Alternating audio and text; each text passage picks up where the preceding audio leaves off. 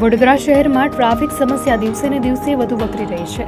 શહેરના વ્યસ્ત માર્ગો પર વાહન ચાલકોની બેદરકારી અને તંત્રના ઢીલા વલણના કારણે લોકોને ભારે હાલાકીનો સામનો કરવો પડી રહ્યો છે। શહેરના રોઝરી સ્કૂલ માર્ગ પરની આ સ્થિતિ જુઓ। અહીં નિયમોનો ભંગ જાણે સામાન્ય બની ગયો હોય તેવું લાગી રહ્યું છે। આ માર્ગ પર જીએસઆરટીસીની બસ પણ ટ્રાફિક નિયમોને નેવે મૂકીને ઊભી રહી હોય તેવા દ્રશ્યો સામે આવ્યા છે। એટલું જ નહીં, પોલિટેકનિક પાસેથી અનેક વાહન ચાલકો રોંગ સાઈડ જઈને ટ્રાફિકની ગંભીર સમસ્યા ઊભી કરી રહ્યા છે। બ્રિજની શરૂઆતમાં જ મુસાફરો માટે બસો અને રિક્ષાઓ ઊભી રહે છે, જેના કારણે અન્ય વાહનો માટે અવરજવર કરવી મુશ્કેલ બની જાય છે અને ટ્રાફિક જામ સર્જાય છે। આવી કથળતી ટ્રાફિક વ્યવસ્થા વિદ્યાર્થીઓ અને વાહન ચાલકો માટે ભારે મુશ્કેલી ઊભી કરે છે।